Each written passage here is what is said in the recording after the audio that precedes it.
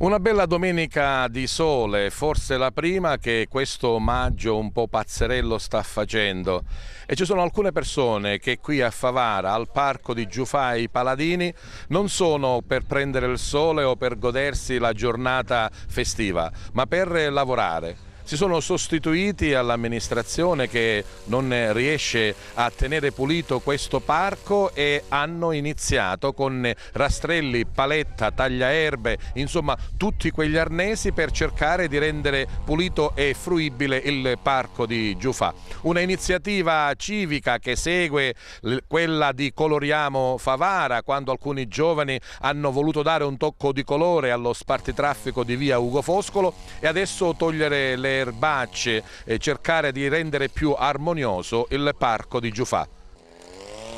A promuovere l'iniziativa l'ex assessore Giovanni Mossuto, che ha detto: io qui ci porto i miei figli e voglio che sia decente. Sì, la frequento con i bambini, capita spesso che con mia moglie veniamo a fare una corsettina. Lo stato di abbandono è sotto gli occhi di tutti, c'è stata quasi una ribellione civica. Non è possibile che un parco così bello, di una città che ha poco verde, sia tenuto in queste condizioni. Alla villa di Giufà non per prendere il sole ma per lavorare ed estirpare erbacce, perché? Perché amo la mia città e oggi, dopo il fermento che c'è stato negli ultimi tempi, ho deciso di scendere anch'io con questi guanti, queste mani e tanta voglia di fare. Presidente del Consiglio Comunale o semplicemente Leonardo cittadino attivo? Leonardo cittadino attivo e anche Presidente del Consiglio Comunale. A questa mia adesione, come alle altre iniziative che la cittadinanza in questo momento sta intraprendendo, c'è stata la mia presenza, ma a questo seguono degli atti formali.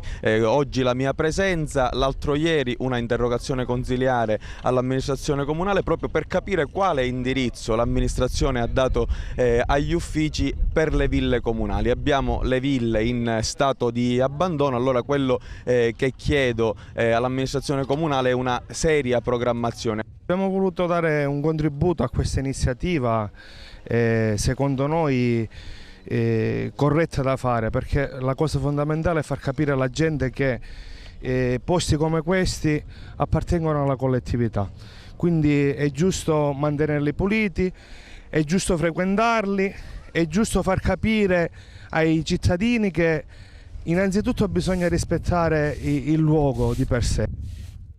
Che questa iniziativa deve essere una delle tante. Penso e spero di coinvolgere gli altri a un'altra iniziativa che vorremmo fare: recuperare Ortus.